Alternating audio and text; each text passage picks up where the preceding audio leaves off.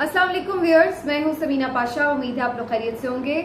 Viewers, आज vlog के आगाज में सबसे पहले तो हम दुआ गो हैं कि बडग्राम में जो लोग फंसे हुए हैं, बच्चे इनफैक्ट फंसे हुए हैं, और ज्यादातर उनमें से 8 के करीब बताया जा रहा है कि स्टूडेंट्स हैं जो कि बेसिकली स्कूल जा रहे थे और वो एक डोली इस्तेमाल करते हैं पहाड़ के एक तरफ से दूसरी तरफ जाने के लिए। बड़ी अफसोसनाक सा वाकया पेश आया है कि आज सुबह ये डोली इस्तेमाल जब वो कर रहे थे तो ये चेयर लिफ्ट की तरह की बनी हुई होती है कि रस्सी के थ्रू एक जगह से दूसरी जगह वो कैबिन जाता है, और वहां पर ये हुआ कि उसकी एक रस्सी टूट गई और उसके बाद फिर ना सिर्फ ये कि वो रुक गई बल्कि हवा में मुअल्लिक हो गई, और उसके बाद फिर थोड़ी देर बाद मजीद उसकी एक और रस्सी टूट गई और अब वो डोली जो थी वो सिर्फ एक रस्सी के ऊपर लटकी हुई थी। जब इस वाक़े का पता चला कि फौरी तौर पर हंगामी कुछ इकदाम करने की कोशिश की गई है, खैर उसमें काफ़ी ताख़ीर भी हुई है और काफ़ी घंटों के बाद जाकर अरेंजमेंट मुकम्मल हो सके हैं। वहां तक पहुंचना, बिल्कुल हवा में इतनी ऊंचाई पर लटके हुए लोगों की मदद करना खासा मुश्किल चैलेंज था, और बच्चे भी ज़ाहिर है घबरा गए, वहां पर इतनी देर से वहां पर अटके हुए हैं तो वो भी परेशान भी हुए, तबीयत भी उनकी ख़राब हुई। एक बच्चे का सुना है कि वो बेहोश भी हो गया। उसके बाद अब फाइनली हेलीकॉप्टर आर्मी का वहां तक पहुंच चुका था और उनको कुछ तिब्बी इमदाद और खाने पीने पानी वगैरह की चीज़ें पहुंचाई गई हैं, लेकिन अभी रेस्क्यू का अमल वहां पर शुरू नहीं हो सका मुकम्मल तौर पर, क्योंकि वहां पर जो हवाएं बड़ी तेज चल रही है, हेलीकॉप्टर का वहां पर सस्टेन करना भी बड़ा मुश्किल था। जब तक मैं आपके लिए ये व्लॉग कर रही हूँ तब तक तो इसमें ये डेवलपिंग स्टोरी है, अभी तक ये सिचुएशन है। मे बी अल्लाह करे कि जब तक आप इसको देख रहे हों वो तमाम बाहिफाजत रेस्क्यू कर लिए गए हों और सब खैर खैरियत से अपने घरों को जा सकें। हम उनके लिए दुआ गो हैं। लेकिन इस वाक़े से मुतालिक मैं 2 चीज़ें ज़रूर आपसे कहना चाहती हूँ कि पहली बात तो ये कि ये वाक़े की फुटेज आप अपने बच्चों को ज़रूर दिखाएं।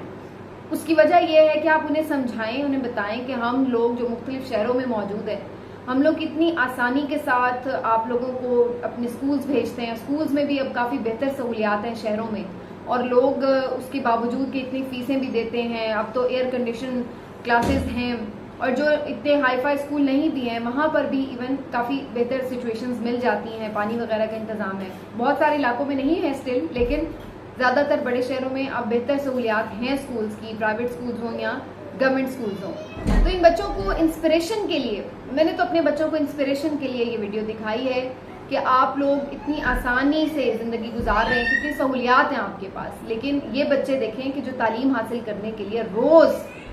रोज़ाना की बुनियाद पर इतना ख़तरनाक सफ़र करते हैं और एक जगह से दूसरी जगह इतना वक्त लगता है उनको पहुंचने में। खतरा एक अलग है, लेकिन तालीम का एक शौक है हासिल करने का, एक जुनून है, और उसको वो अबूर करते हैं रोज़। तो ये बच्चों को एक इंस्पिरेशन के लिए दें ताकि उन्हें भी एहसास हो कि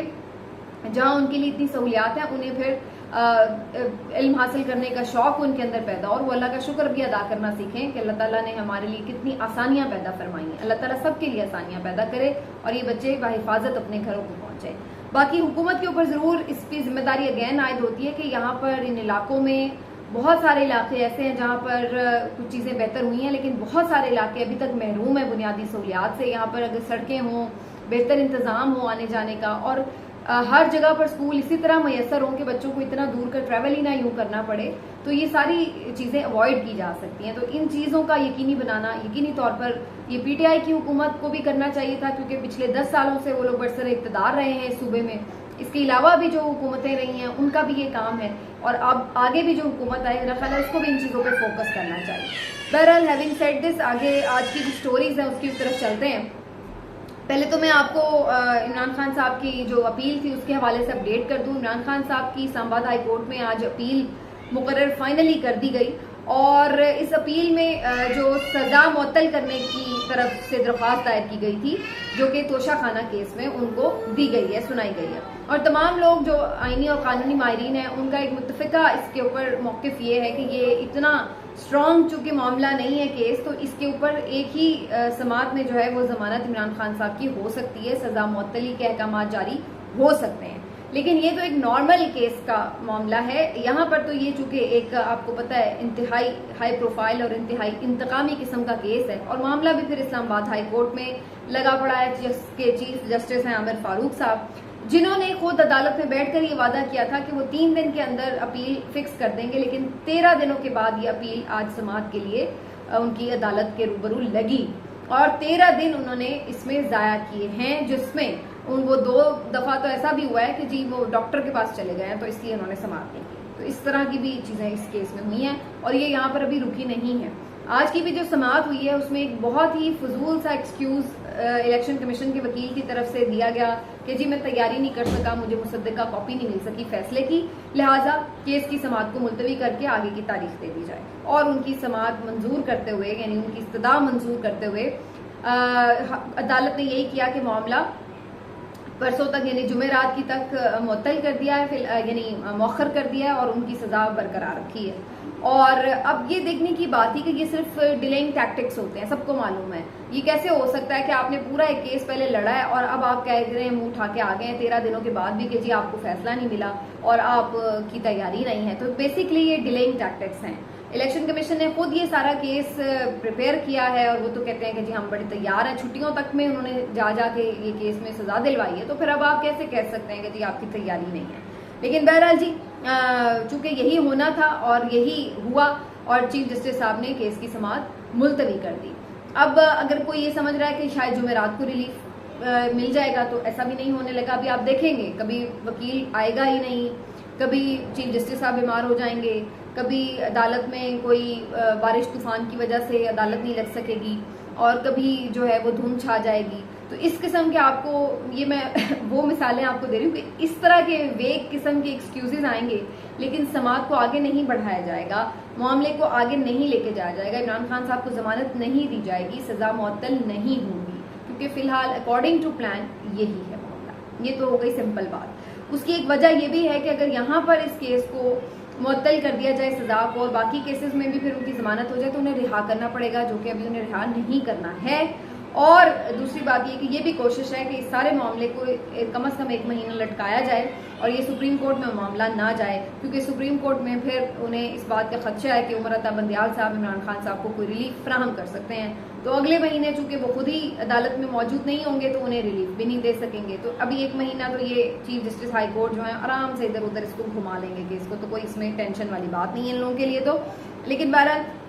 इमरान खान साहब की यहाँ पे सुनवाई नहीं हो सकी। सुप्रीम कोर्ट में अलबत्ता एक अहम केस आज 2 खबरें हैं सुप्रीम कोर्ट से, वो भी मैं आपके साथ शेयर कर दूं और फिर उसके बाद मैंने आपके साथ एक खबर शेयर करनी है इमरान खान साहब को जो डील की ऑफर्स के ऊपर बात हो रही है, तो इसके ऊपर मैंने आपसे बात जरूर करनी है। लेकिन मैं जरा पहले अदालती मामला निपटा लूं। मरियम साहिबा को फाइनली मुकम्मल एनआरओ मिल चुका है और उनकी जो चौधरी शुगर मिल्स के हवाले से जो जमानत थी और वो उन्हें मिली हुई थी, उसको कैंसिल करने के लिए एक अपील दायर की गई थी। अब बाकायदा सुप्रीम कोर्ट में वो अपील ही नैब ने वापस ले ली है। देखिए ये होता है जब आपकी येस हो जाए इस्टेब्लिशमेंट के साथ, तो जितने FIA हैं के इदारे हैं या नैब हैं या जो कोई भी यानी जो भी हुकूमत के नीचे अंडर इदारे होते हैं, वो जाके खुद ही अपीलें ही वापस ले लेते हैं ताकि उस पर न बात हो न समात हो। और जब नहीं होते तो फिर आप ये देखते हैं कि छोटी छोटी चीज के ऊपर भी ये लोग किस तरह अटक जाते हैं और बिल्कुल पीछे हटने के लिए, पीछे हटना तो दूर की बात है, मतलब किस तरह अलाकार बने होते हैं हुकूमत के और ताकतवरों के, ये देखना अब किसी के लिए मुश्किल नहीं रहा है, कम से कम इस रजीम के बाद तो बिल्कुल किसी के लिए मुश्किल नहीं है। तो बहरहाल जी मरियम नवाज का जो ये केस है ये उन्होंने सारा फारिग कर दिया है, क्योंकि जब हुकूमत या नैब ही दरख्वास्त वापस ले रही है, लड़ने के लिए तैयार नहीं, तो फिर अदालत उस पर क्या अहकाम दे सकती है। और तीसरी जो अहम खबर है सुप्रीम कोर्ट से वो ये कि जी आर्मी एक्ट और ऑफिशियल सीक्रेट तरमीमी बिल जो है फाइनली चैलेंज कर दिए गए हैं। ये वही मामला है जो जुबान ज़द-ए-आम रहा है पिछले दिनों, यानी सदर के दस्तखत किए बगैर जिनको एज्यूम कर लिया गया कि ये बिल जो है वो मंजूर हो गए हैं, तो उनको कानून बना दिया गया था। अब ये चूंकि सारा मामला काफ़ी डिस्कशन में आ चुका है और ज़्यादातर कानूनी और आइनी माहिरीन, खासतौर पर मैं एतजाज़ एहसन साहब का, सलमान अकरम राजा साहब का नाम लूँगी। मैं हमेशा समझती हूँ कि ये लोग बहुत एक तो चोटी के वकील हैं, बड़ी ग्रिप है इनकी कानून के ऊपर, और वैसे भी इनका जो तज्जिया है या जो इनकी इंटरप्रिटेशन है ये काफ़ी अनबाइस्ड होती है। तो एतजाज़ एहसन साहब भी, अकरम राजा साहब भी इस बात के ऊपर कन्विंस्ड हैं कि ये बिल्स जो हैं ये कानून की हैसियत नहीं इख्तियार किए, क्योंकि सदर की इसमें मंजूरी शामिल नहीं है और ड्यू प्रोसीजर इसमें फॉलो नहीं हुआ हुआ है। तो अब ये मामला चला गया जी और जुल्फ़िकार भुट्टो साहब ने इसको चैलेंज कर दिया है सुप्रीम कोर्ट में। लेकिन मेरी अपनी एक फीलिंग आ रही है, मेरा नहीं ख्याल है कि चीफ जस्टिस उमर अता बंदियाल साहब फौरी इसको शायद समाअत के लिए फिक्स करें, मे भी कर भी दें, लेकिन मुझे लग रहा है कि ऑलरेडी उनके पास काफ़ी हंगामा खेज चीज़ें मौजूद हैं। अभी नैब तरामीम का केस है, अभी इमरान खान साहब की पिटिशन भी लग चुकी है वो जो 3 अगस्त के इस्लामाबाद हाई कोर्ट के फैसले थे, वो वाले फैसले चैलेंज किए हैं उनके वकीला ने। तो अभी काफ़ी चीज़ें उनके पास ऑलरेडी कॉन्ट्रोवर्शियल किस्म की हैं, तो मेरा नहीं ख्याल है कि वो अब इन केसों के हवाले से भी हाथ डालने की कोशिश करेंगे, क्योंकि टाइम अब उनके पास वैसे ही कम है। तो बहरहाल ये चैलेंज सुप्रीम कोर्ट में कर दिया, हो सकता है कि अगले चीफ जस्टिस साहब आकर इस मामले पर फैसला करें। अब आ जाते हैं जी इस खबर के ऊपर कि जो आजकल बड़ी मीडिया में सर्कुलेट कर रही है कि इमरान खान साहब को क्या जेल में कोई डील ऑफर हुई है या नहीं हुई है। हामिद मीर साहब ने 3-4 दिन पहले मसूद रजा के प्रोग्राम में बड़ा कैटेगोरिकली कहा कि जी उन्हें अभी तक कोई डील ऑफर नहीं हुई है, और अगर होगी भी तो जितना मैं इमरान खान को जानता हूँ, इमरान खान वो डील कबूल नहीं करेंगे। और वो इस बात पे अपना तज्जिया दे रहे थे कि उनका ये ख्याल है कि कोई वो डील अगर ऑफर की भी जाए तो वो कबूल नहीं करेंगे। मेरा ख्याल है हामिद मीर साहब, क्या अगर आप इस वक्त कहीं पे भी मुल्क में मौजूद हैं और किसी भी आम चलते राह चलते शख्स से भी तज्जिया ले लें, तो वो भी इसके ऊपर बगैर कोई सोचे समझे आराम से कह सकता है कि इस वक्त इमरान खान कोई डील नहीं लेंगे इनसे। और इमरान खान की जो पर्सनालिटी है, जितना लोग उनको जानते हैं, वो समझते हैं कि वो इस वक्त बिल्कुल भी डील नहीं लेंगे अगर उन्हें कोई डील ऑफर की जा रही है। अब शहबाज गिल साहब ने अपने एक दिन पहले वीलॉग में ये खबर दी है कि जनाब, और उन्होंने जियो न्यूज़ के रेफरेंस से दी कि जियो ने वेबसाइट पे खबर चलाई भी थी कि उन्हें ये कहा गया है कि आप मुल्क से बाहर चले जाएं 5 साल के लिए, आपको जमानतें दे देंगे, केसेस यहीं पे रुक जाएंगे और आप यहाँ से बाहर चले जाएं और उसके साथ साथ सियासत से फिलहाल लाताल्लुकी इख्तियार कर लें। लेकिन इमरान खान साहब ने इस डील के जवाब में ये कहा कि मैं इससे बेहतर है कि 20-25 साल यहीं जेल में इसी गले सड़े माहौल में पड़ा रहूं, लेकिन मैं ऐसा कोई कदम नहीं उठाऊंगा। और ये जो डील लेके जाने वाले अफराद हैं 2, इनके बारे में भी ये कहा जा रहा है कि ये पीटीआई के तो नहीं हैं, लेकिन ये इमरान खान साहब के वेल विशर्स ही हैं। अब जियो टीवी ने पहले ये खबर चलाई बकौल शहबाज गिल साहब, उसके बाद उन्होंने इसको रिमूव कर दिया और शहबाज गिल साहब इस बात पर मुत्तफिक हैं कि ये खबर बहरहाल ठीक थी। अब ये बड़ी दिलचस्प बात है कि हामिद मीर साहब जो जियो टीवी से मुंसलिक हैं, वो ये कह रहे हैं कि कोई डील ऑफर नहीं हुई, लेकिन उनके टीवी की तरफ से ये खबर चलाई गई और फिर उसके बाद में रिमूव भी कर दी गई। अब शहबाज गिल साहब इसको एंडोर्स कर रहे हैं कि उनके भी जरा ये खबर दे रहे हैं कि 2 लोग गए हैं और डील ऑफर की गई है इमरान खान साहब को, और उन्होंने फिर उसके ऊपर पूरा एक्सप्लेन भी किया है कि जनाब उनको क्यों डील्स ऑफर की जा रही हैं। ये बात तो काफ़ी हद तक ठीक है कि इमरान खान साहब को डील्स तो ऑफर की जानी ही थी, और मैंने आपको शुरू में कहा था कि कुछ लोगों ने पहले ही खबर दे दी थी कि जी पहले ही दिन उन्हें डील ऑफर हो गई, कोई मिलने आ गया, ऐसा कुछ नहीं था। इमरान खान साहब को पहले कुछ अर्सा पहले जरूर जब वो बाहर ही थे तब भी डील ऑफर की गई थी कि भाई आपको जेल भेज देंगे, ये कर देंगे, वो कर देंगे, डराने के साथ साथ फिर बाद में डील भी ऑफर की जाती है। लेकिन उस वक्त वो नहीं माने, तो फिर वो पहला स्टेप उन्होंने कर दिया कि उन्हें जेल भेज दिया। अब वो जेल की सख्तियां उन्हें दिखा के उसके बाद फिर डील ऑफर करेंगे कि जनाब देखें अगर आप ये डील नहीं मान रहे तो फिर आपके साथ ये होने जा रहा है। तो उसके ऊपर भी इमरान खान साहब का मौकिफ बड़ा वाजे है, और अगर वो वाजे ना भी करें तो सबको पता है कि उन्होंने जाना जुना कोई नहीं है, जितनी मर्जी आप उनको डील ऑफर करते हैं। लेकिन अब मुझे ये लग रहा है कि ये बात तो काफ़ी हद तक उनकी ठीक थी कि जनाब चूंकि इस्टेब्लिशमेंट की भी मजबूरी होती है कि वो डील ऑफर करे, उसके बदले उन्हें भी फेवर्स मिलती हैं और उनकी मसलों मसाइलों से जान भी छूटती है। ज़ाहिर इमरान खान जब तक जेल में है एक प्रेशर रहेगा, एक मसले मसाइल तो चलते ही रहेंगे, और अगर उनको वो बाहर निकाल देते हैं जेल से तो एक वो किसी ना किसी को अब्लाइज भी कर रहे होंगे जो उसने डील करवाई होगी, कोई उनके बदले फेवर्स भी लेते हैं। उन्होंने मुशर्रफ साहब की एग्जांपल दी कि जो उन्हें बड़े पैसे वैसे मिले ये वो। लेकिन मैं इन तमाम बातों से अलग एक बात सोच रही थी कि आखिर इमरान खान डील क्यों एक्सेप्ट नहीं कर रहे। ये बड़ा इंटरेस्टिंग है ना। देखिए एक बंदा है, वो गले सड़े माहौल में है, उसकी प्राइवेसी कोई नहीं है, उसको कोई चीज़ें मुहैया नहीं की जा रही, इलाज मुआवजे का उसको कोई इंतज़ाम नहीं है, गंदा खाना उसको दिया जा रहा है, गंदे वॉशरूम में रखा जा रहा है, उसके साथ बुरा सलूक किया जा रहा है, और उसको पूरी तरह से ये बता दिया गया कि ये तुम्हारे साथ चलता रहेगा अगर तुम बात नहीं मानते। और बात जो मनवाई जा रही है वो यही है जो कहा जा रहा है कि भाई आप लाताल्लुक हो जाएं, सियासत से अलग हो जाएं, क्योंकि यही एक वो वाहिद तरीका है जिसके जरिए इमरान खान को लोगों के दिलों से निकाला जा सकता है। अदरवाइज सख्ती करने से तो लोगों की हमदर्दी में इजाफा ही हो रहा है, और जो प्रोपेगेंडा किया जाता है उनके खिलाफ कि उन्होंने ये कर दिया, वो कर दिया, वो ऐसे थे, वो वैसे थे, पुराने साथी भी शुरू हुए हुए हैं, सहाफ़ी भी शुरू हुए हुए हैं, चैनल भी शुरू हुए हुए हैं, तो उसका कोई लोगों पे खातिर का असर नहीं हो रहा। ऑडियो भी आई है, काफ़ी कुछ किया है, लेकिन उसका असर नहीं हुआ। असर सिर्फ इस चीज का होगा अगर इमरान खान खुद कोई ऐसी हरकत कर दें कि उसके बाद लोग उनसे मुतनफर हो जाएं कि ये भी बाकी लोगों जैसे ही निकले हैं। ये बात अच्छी तरह मालूम है, इसीलिए इसी बात के लिए कन्विंस किया जा रहा है कि आप यहाँ से चले जाएं, बुज़दिली का सबूत दें, जेल नहीं काट सके, बाद में सब लोग ये उनका मजाक उड़ा सकें कि जनाब देख लें 10 दिन में उनकी तो बस हो गई और वो डील करके चले गए वगैरह वगैरह। फिर उस वक्त ये ताने मारते हुए शर्म भी नहीं आती कि आप लोगों का अपना ट्रैक रिकॉर्ड क्या है, पहले ये भी तो देख लें। लेकिन ये यहाँ पे होता है। इमरान खान ये ऑफर इसीलिए नहीं मान रहे कि इसकी 2-3 वजूहात हैं। पहली वजह तो ये है कि इमरान खान साहब की जो अपनी एक ज़ात है वो सरेंडर करने वाला आदमी नहीं है, उनकी जिबिल्लत ऐसी नहीं है, उनकी फितरत ऐसी नहीं है कि वो सरेंडर कर दें। वो लड़ने वाला आदमी है, फाइटर है बुनियादी तौर पर। तो आप को प्यार मोहब्बत से तो उनसे कुछ भी अपनी बात मनवा सकते होंगे, लेकिन अगर आपको ये सोच रहा है कि वो सख्ती करके या बाजू मरोड़ के ट्विस्ट करके ब्लैकमेल करके उनसे कुछ मनवा सकता है तो वो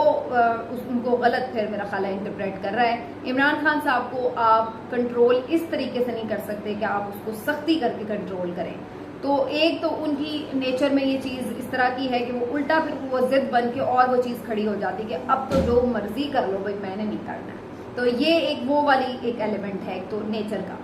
दूसरी वजह ये भी है कि जब आप पॉलिटिकली अगर इसको देखें, पॉलिटिकल माइंड से देखें, तो सियासी तौर पर हर सियासतदान जाहिर है ये चीज़ देखता है कि उसकी सियासी तौर पर वो कहाँ पे खड़ा है, उसका फ़ायदा है या नुकसान है। तो जाहिर सी बात है अगर उसको ये लग रहा हो कि जनाब इसको सियासी तौर पर मुझे फ़ायदा होगा एक चीज़ का, तो वो उसको उस तरफ जा सकता है और वो सोच सकता है कि चलो भाई इससे मैं आगे चलकर जो है मामलात को इस तरह से बेहतरी की तरफ ले जा सकता हूँ। लेकिन अगर उसको ये लग रहा है कि इससे सियासी तौर पर नुकसान होगा तो वो ये काम क्यों करें। अब उन्हें भी पता है कि इस वक्त जो मर्जी इन्होंने कर लिया, पॉपुलैरिटी तो कंट्रोल नहीं हो सकी। तो अगर इस मौके पे वो कोई कमजोरी दिखाते हैं तो जो इन्होंने पिछले पूरे टाइम को गुजारा है उसमें जो कुछ भी गेन किया है वो सारा फिर आ जाता है मामला जीरो पे। तो इसलिए सियासी तौर पर भी इमरान साहब के लिए फायदेमंद नहीं है। अब तीसरी चीज पे आ जाते हैं जो सबसे ज्यादा इम्पोर्टेंट है, और वो है कि क्या वाकई वो आइडियोलॉजी पर खड़े हैं और क्या वो वाकई ही अपनी सच्चे तौर पर ये समझते हैं कि जो इस्टेब्लिशमेंट का रोल है वो माइनस होना चाहिए और उनको यहाँ रह के सियासत करते हुए अवाम की खिदमत करनी चाहिए, वरना ये सारा जो सिस्टम है अगेन उसी माफिया के कब्जे में चला जाएगा, उन्हीं रिवायती सियासतदानों के कब्जे में चला जाएगा जिसमें मुल्क का फिर कोई भला नहीं होगा और सिस्टम उसी तरह से रॉटन ही रहेगा जो कि हमें इस वक्त खुल के नजर आ चुका है। तो वो समझते हैं कि अगर वो डटे रहेंगे तो फिर उन्हें कामयाबी मिलेगी और फिर वो इस सिस्टम को चेंज करने में कोई किरदार अदा कर सकेंगे। तो ये एक बुनियादी कन्विक्शन है कि जब इंसान ये सोचता है कि मैं सही बात सोच रहा हूँ, मैं कोई बेहतर करना चाहता हूँ और अल्लाह ताला भी मेरी मदद करेगा और मैं अल्लाह ने मुझे अगर इतनी मुश्किलों से निकाला है तो फिर इस मुश्किल से भी वही निकालने वाला है। तो फिर जब वो इस माइंडसेट के साथ बैठा होगा तो उसको अगर आप कुछ ऑफर भी कर लेंगे, वक्ती तौर पर उसको रिलीफ नजर आ भी रहा हो, तो वो शायद उसकी तरफ उसके लिए जाना जो है उसको नजर आ रहा होगा कि ये कोई फायदे का नहीं घाटे का सौदा है। और वो अपने नजरिए पे वो कहेगा मैं नजरिए पे जान दे देता हूँ, मैं तारीख में अमर हो जाऊंगा, लेकिन मैं अपने ऊपर इस तरह की लानत नहीं डलवा सकता कि भाई मैंने इतने लोगों को जेलों में डलवा दिया, इतने लोगों ने जिस पूरी 1.5-2 साल में स्ट्रगल किया खान के साथ, वो क्या सोचेंगे कि यार हमने इसलिए जान तक गंवाई, हमने इसलिए पसीने बहाए, हमने इसलिए अपने माल मवेशी लुटवाए, इसलिए हमने अपनी फैक्ट्रियां बंद करवाई कि बाद में आप कॉम्प्रोमाइज कर जाएं। तो आप उन सब के सामने शर्मिंदा हो जाते हैं। तो जिसमें अगर थोड़ा सा भी ज़मीर बाकी है तो वो ये सोचता है कि यार मैं किस तरह इन लोगों से धोखा दे दूं जो मुझे उम्मीदों का महवर समझते हैं, तमाम अवाम जो मुझे उम्मीदों का महवर समझते हैं, मैं उन्हें कैसे मायूस कर दूं। तो फिर